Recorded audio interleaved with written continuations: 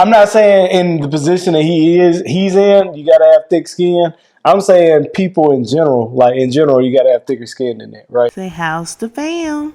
Awesome. Hey y'all, it's Keisha. And this is Tyler. And this is How's the fam? Yeah, How's the Fam is your podcast about family, friends, and growth. We're here every single Friday, except for last Friday. We took a little break, and we're going to talk about that. And today's topic is everything under the sun. We're actually going to hit the Will Smith thing a little bit, but we ain't going to stay on that too long, because by this point, everybody should be tired of hearing about it. So if that sounds good to you, let's enjoy the show. Now, first and foremost, Kiki, we took a little break, all right? Kiki, you took 2 weeks off. I took a week off, and that's because I'm irresponsible. Okay, I still I don't know what's happening. I know I was supposed to establish a routine. I know I was supposed to stick to that routine, but I ain't gonna lie to y'all, man. It's just been so many things happening, so many changes, so drastic, so quick, and I'm gonna be honest with you. I haven't been dealing with the different changes very well. Would you agree? Right. Yeah, I don't want to dominate the conversation. So, just to be transparent, our church is expanding, right? And since our church is expanding, the role that I have at the church is expanding as well. And so I'm having to adjust with that. Recently, I actually hid a job interview from Keisha, which probably wasn't the best, especially considering internally it was kind of stressful. It was like at a dream job type of thing. I actually believe I would have gotten a position, but I backed out around the third round because I just don't want to uproot the family, right? And then my current job is draining because we went from having 14. I'm an engineer. I know I haven't said that forever, but by trade I'm an engineer, by fun I'm a podcaster, right? But we went from 14 engineers to 5, and for a long time, at least for the past 6 weeks, they've been wanting us to do the work of 14 engineers, even though it's only been 5 of us. So it's been stressful. It's been a lot, and also it's starting to get warm, and I still never fixed the AC in my car. Oh God. So with all that combining, it low key put me in. I ain't gonna lie, a mild form. I wouldn't call it a depression because for it to be a depression would mean you would have had to been held down for a long time, right? I wasn't down for long, but since January, when my back was initially hurting, I haven't felt like myself. Just period, point blank, moment of transparency type of stuff, right? But now I'm starting to get inklings of who I used to be, and it feels good. I don't know if it's because the sun is coming out and the winter is finally over, but with the me kind of letting go of the 5-round job thing, accepting yo, I got more work to do, and starting to take on more, say yes more and stuff like that, right? It's kind of bringing back the old me, so I'm starting to feel normal. What about you, Kiki? I will agree. It has been a draining few weeks. Every once in a while for my job, for those who don't know, I'm a financial analyst. So our busy time is the end of the month and the beginning of the month, which seems like the whole month, but it's truly a small gap in between that we're not truly fully busy, but every once in a while, the end of the month is crazy, and we're in that kind of period right now, to where I'm pretty much sacrificing myself right now to work later and work overtime, and so I don't have to work the weekend. Mm-hmm. Because honestly, my other coworkers, they'll log off probably dinner time, so 6 or 7, and that's when I'll hop on and crank out a few other things we have to do. And they're like, man, you be on late. Are you okay?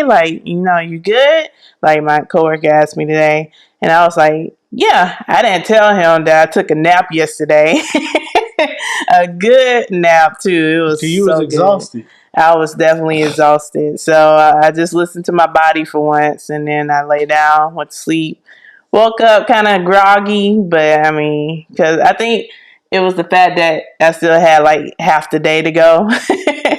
So, but it definitely helped. And just other things in life that just happens normally. At the end of the day, we're still parents. We still got 3 kids that we have to take care of. And they've been going through their things too.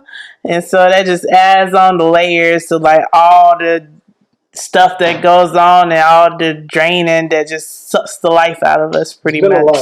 It's been a lot. But overall, I can't complain. I'm just rolling with the punches right now. I feel like something's in store. Not 100% sure what that may be, but we'll see. So I'm just rolling with the punches right now. Yeah, I'm gonna get like very unapologetically religious for like right now, for this moment. And rest is a good thing, right? Because after God created the world, He did rest. But I feel like in this moment of our lives, like, and we're in a transformational age too. Like, God has prepared us for so long to step into where we're about to go, and like I feel like the momentum. We're just starting to feel that momentum. We've been on autopilot for so long, but you got to consider like our autopilot is some people's like full speed, right? So it's almost like a Toyota Camry racing like a Mustang GT or something like that. It's like I can beat you without getting out of second gear type of stuff, right?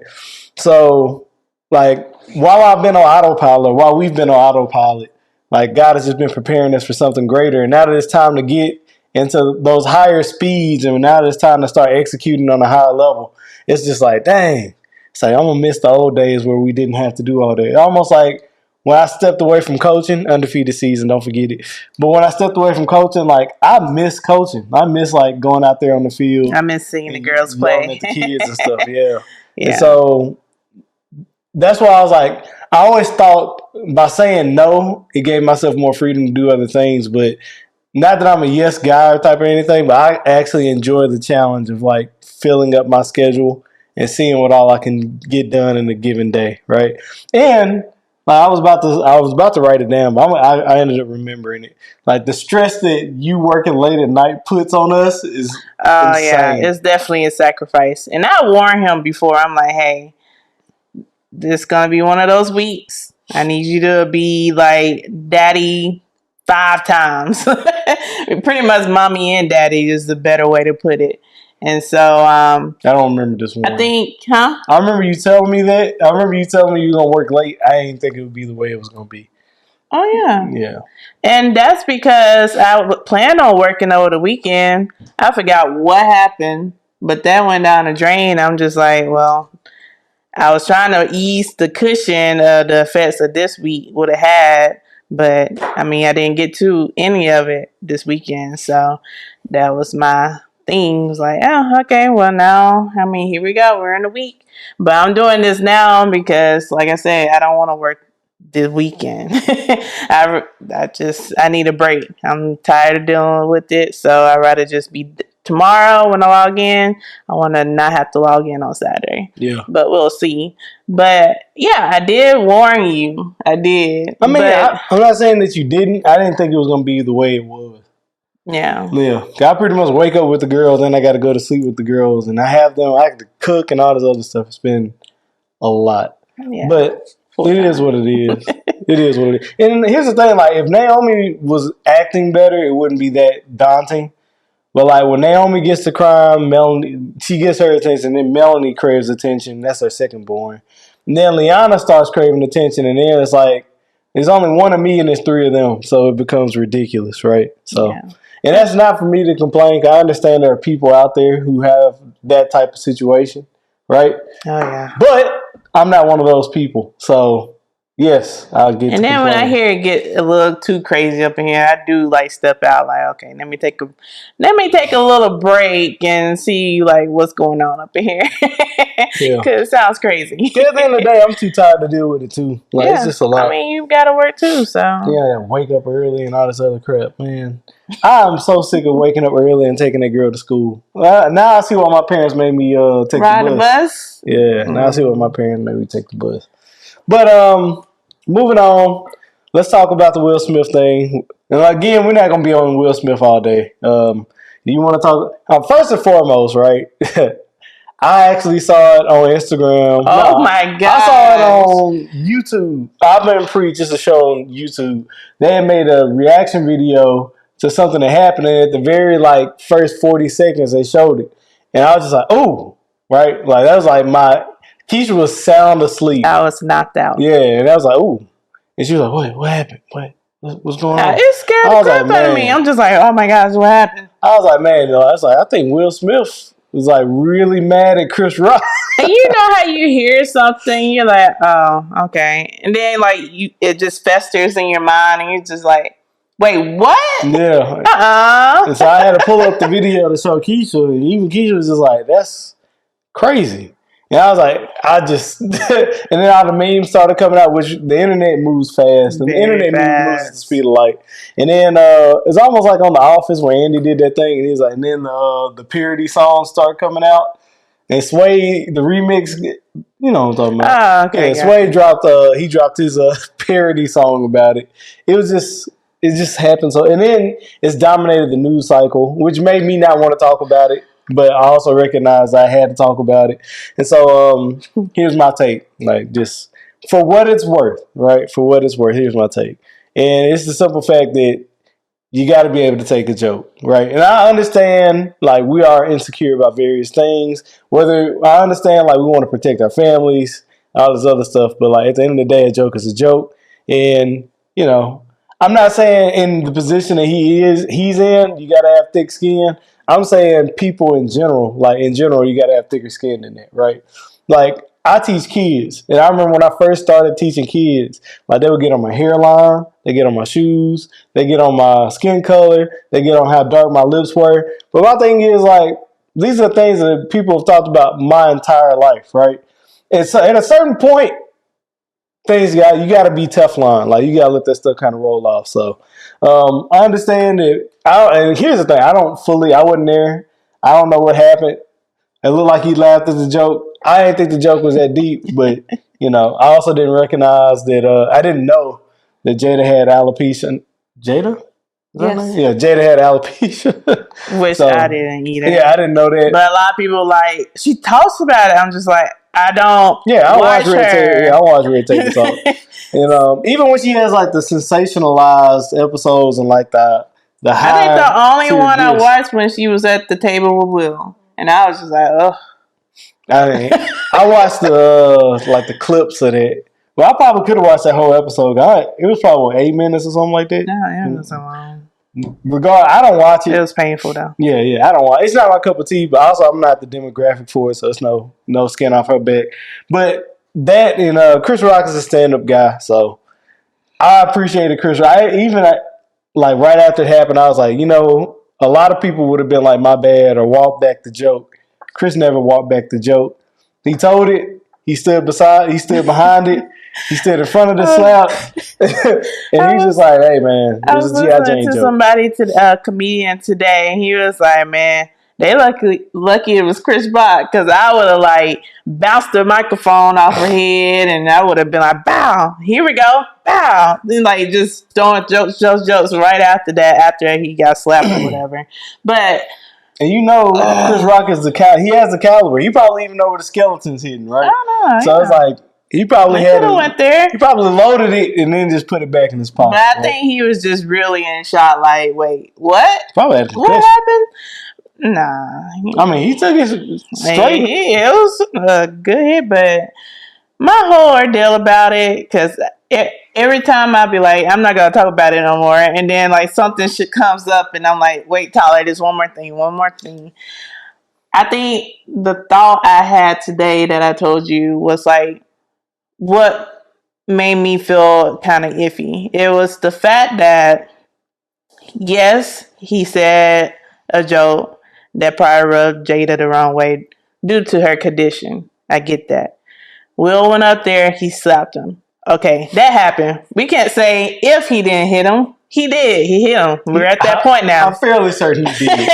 We're at that point now. We're lost an investigation. It's like, I'm pretty sure he hit him. Okay, yeah.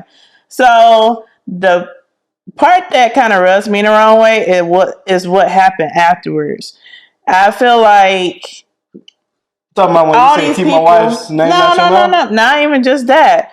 It's the fact that no one stepped in. No one. Oh, talking about no security. Escorted him out or nothing like that. I can see the stars not being like. Too. I think everybody in the room was just like confused. Like, wait, is this a skit? You saw the Peter face. well, hold on, this is real. Yeah. But for security not to do anything, like I understand that it's a show, but I mean, someone just got assaulted and y'all did nothing. And kudos to Chris to be like, okay, we're gonna still get this award out because it's for my buddy Chris Love, which was his moment got overshadowed or whatever. But it's just the fact that I know if I was up there, I said a joke, someone came up there and slapped me because of the joke, but I'm just like, wait, did that just happen? I will feel like, oh, security's coming. Somebody's coming. Like something's gonna just like shut down.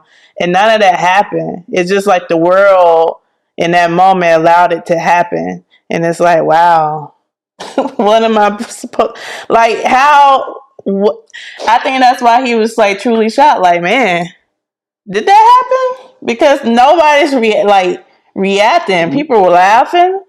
That is a good point. That security did. Nobody was moving. Nobody was shuffling. No one was grabbing him to take him out the room. He went back all the way to his seat, sat down, and then mouthed off to me. I'm like, okay, I get it, you know. And then even after that, it's like he gets his Oscar, which I guess he earned. But at the same time, he earned the Oscar. He earned it. Okay, yes, he earned it. But the fact is, you got all these people doing a standing ovation, dapping him up and stuff. And it's just like, oh, so we really just gonna forget this guy just hit me. I mean, you gotta consider that's a room full of the fakest people. And that's what Jim Carrey was saying. He was like, dang, Hollywood, we pretty... That's like the bottom of the barrel right now. It's the fakest people. Their entire existence is convincing people that something that is not real is real. Yeah, and that's why a lot of people think it's fake. It's the Illuminati. They set it up to where people respect Will more and won't talk about him and Jada's situation, whatever, anymore. Then Chris got the boost in the ticket sales for his show. They think it's like a whole like cohesion. That's why Chris Rock hadn't like really talked about it or even like sued or press charges or anything. I'm just like, gosh, y'all really be going down a tunnel to make this work. But I mean, I think the only people who knows what truly happened is Chris Rock, Will, and the people who doing the investigations of the camera views, because it is a small chunk of what happened that still haven't been shown. They showed a different angle today after the slap where they showed Jada's reaction. She was laughing or whatever. You probably a nervous laugh. I actually saw that. But that was a hunch over laugh. I think it was a nervous laugh. Like, dang, what do we do now? Yeah. But no. But it's a whole period where after we see the look from Jada and from Will coming on stage, it's a whole gap. And people like, oh, she's sitting on her. I'm like, did we see it? Like, where is it? So with the whole ordeal, like, truly, to be honest with y'all, I was kind of tired of hearing about Jada and Will for like a good while. I mean, we've been talking about them since like the beginning of the pandemic, you know? And so, it's been a good social run. It's been they did Kanye numbers in terms of the social world, right? Yeah, so it's just like, oh, here we go again. It's gonna last. I think the Academy said they're gonna decide like if there'll be repercussions in 15 days. I'm just like, really? Y'all finna drag this out that long? Faster than the government. But I guess that brings me to one of the bigger overarching themes, right? And it's about boundaries, right? And the reason I say it's about boundaries is because when you have boundaries in your life, you have the ability to respond to things as opposed to actually react, right? And what we saw from Will was a reaction. But if he had boundaries in his life, right, then he would have probably had the ability to respond, which is more ideal. So the question is, like, what are some healthy boundaries that you need in your marriage or in your relationships that will prevent you from having a Will Smith reaction type moment like that, right? And like starting out, like first and foremost, like for me, I had to actually like sit my parents down and be like, yeah, I got to respect my wife. Because like, here's the thing. my mom has all the love in the world for me. Like when we first got married, she just loved me to death, right? And she was kind of, I mean, she was a habitual line stepper, right? In the words of Charlie Murphy, she it just is what it is. And it's not that she did it out of malice; she did it out of love. But if I didn't teach her how to like respond to us, or how if I didn't teach her like, hey, it's like when you do this, it feels like this. So if you could not do that, it would be better, right? Mm-hmm. If we didn't like go down that path and establish some boundaries, like we probably wouldn't have a healthy relationship today. And so what are some of those type of things that you need in your relationship? So the first one I would say is parents. You got anything to add? I guess just outside people. Outside people as in like everybody don't need to know your business type of stuff? Yes, but I think like a small one for me is when people, if we're beside each other and you know both of us, even if you don't know both of us, it's like say hello and you say hello to him without saying anything to me. That's kind of a form of disrespect in my mind. Like You've always said that. You ain't gotta have like a full conversation with me, but at least be like, hey, you know, how are you? Or just hey. You know, that's being known. I always thought that was my responsibility to be like, yeah, what's going on? Yada yada yada. Hey, this is my wife Keisha, right? I do feel that too, and then. And I would at the beginning I was very bad at it. Now I'm just I'm not because some amazing. People would go ahead and be like, "And how are you?" And he's like, "Oh, I'm sorry. Here's my wife." Right. Right. I was like, "Dang, well, at least you acknowledged me. Thank you." So yeah. And so outside people, you think that's important. I think with your finances, it's important to establish some type of boundary there. Specifically because if you spend money, like I'm the spender in our relationship, I know if there's a certain amount of money that I spend, that I gotta let Keisha know. Right? And like Keisha will give me the common courtesy. Initially, I wouldn't give her the common courtesy. I just let her see the bill. Or I'll just let her see the transaction in the and I have to be like, account. What is this? And you have to actually think about it like, I don't know. Because most of the time it's stuff you told me to buy. And you'll be like, yo, buy this. Sometimes. And then I buy it. And then you'll be like, what is this? It comes through with like weird like titles. It's weird. I don't know why things just don't be like Best Buy, Walmart, just point blank. Oh, no. Like, life ain't that easy. Store number 122. I'm like, wait, what is this? I have to Google it sometimes. Yeah, I agree with that. I agree. And then also in terms of like when you have kids and stuff like that, you got to establish boundaries between like teachers. What do you call it? Not parent, father, other figures. If like no, I was about to say other father figures and mother figures, but that's not right. That's not the word, is it? Influencers? Yeah, other people who could influence, other people who do influence your children. Yeah. Like people they look up to, right? Like our godparents. Yeah. What do you call them? Role models. Role models. Okay. Girl, you so good. Look at you in your vocabulary. Yeah, you gotta like set boundaries with their role models too, because like for instance, there are some people like my daughter just truly adores, but I know them people ain't gonna be there a lot. Like my line brother, for example, my daughter loves my line brother. It's insane. But I also recognize I was like, look, Lily, I know you like him a lot, but he ain't coming down like he ain't gonna be here every other week or nothing like that. Like it's gonna be a long time till you see him again. But then there are other role models where it's like that they see him relatively frequently, and it's like, hey, like, you know, you got to go out your way to make sure that she sees these because these are people you really want in their lives. So there's that too. I think then overall protecting them. Like you ain't gotta be helicopter parent, but it's just certain things that it can be innocent. To be honest with you, like some people will like, hey, you want a sucker? Here you go. It's like, yeah, it's annoying when you ask me or ask them like, hey, ask your mama first, or make sure that you know. Let me ask your mom, can you have this? But do that because, you know, just as small as a sucker, you don't know if they have like a gluten allergy or they have like 20 cavities in their mouth. They don't need one more piece of candy to set them off. Just don't know. So it just, if you give somebody's child something, it's good to like, hey, parent, is this okay? All right, cool. Wasn't And that- it put a little trust between me and you also that Yeah. I know you just not randomly giving my kids something. I was about to say, I'll be giving suckers to the kids at church, right? I know. I thought you were doing I don't this. think suckers have gluten in them. No, they definitely don't. They definitely That's don't. a terrible example, but I know gummy, like some people don't eat pork, and like gummy bears have like the lining. I of, know. It's so you crazy. can't give gummy bears to somebody who's like vegan. So Mm, I am aware of some of the things like that. So, yeah. you got anything you want to add to this episode, Boo? It's good to have you back, by the way. Cool. Yeah, it's real good to have you back. I was about to mention the date night stuff, but I think we'll run out of time before we get the opportunity to really get into it.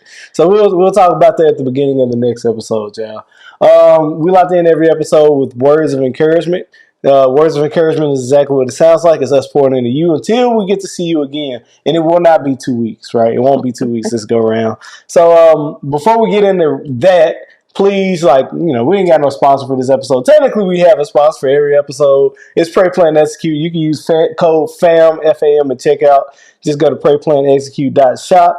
But you don't have to do that just yet, because all I really want y'all to do is hit the like, comment below on something you want us to talk about, and we'll get to that. And also, if you're listening to the actual podcast version, leave a 5-star review. It helps us grow. I'm actually going to start pouring some money into advertising the podcast, because we can get low-key too big just growing organically. So I was like, now we got to get past the 50 number. Hey, FYI, I'm super happy every time somebody listens to the podcast. Oh yeah. But I've also recognized we've been at the 50 number for a while. And I feel like the next step is to put some advertising behind it. So that's what's gonna happen. Kiki, you want to start us out with words of encouragement, or would you like me to start us out with words of encouragement? I can. All right, go ahead, boo. Just to wrap up the will talk, I think a lot of people also brought up the conversation that would you want your husband to do that? And that's probably what we should have talked about. I was like, yo, what does protecting black women actually look like? Yeah. And I guess on their scale, even on our scale, I definitely wouldn't want you to physically assault somebody. Unless I was physically there we go. in danger. That's why I was like, people keep saying he shouldn't have hit him. He shouldn't have hit him. I was like, I agree that he probably shouldn't have hit him because it was a joke, right? But violence does have its place. I think violence has its place. I knew that just wasn't it. No, I knew I was gonna forget this saying, but pretty much whatever was thrown at you, you throw back. Even though that's not truly, you're supposed to take the high road. But if you were to respond or have a response, you can mouth off to him. You ain't gotta have cussing in it or nothing like that. But it's like, hey, he hurt me with words. I'm probably not fully hurt him with words, but I'm gonna defend you with words. And hey, you hurt my wife. Yeah, I get what you hurt me. And so you hurt her, you hurt me. Don't do it again. And if they come at you man, what you gonna do? Okay, that's a whole different story. Go ahead, boo. Okay, but I feel I know he took the chance. I knew what I hope he knew what he was risking and doing it.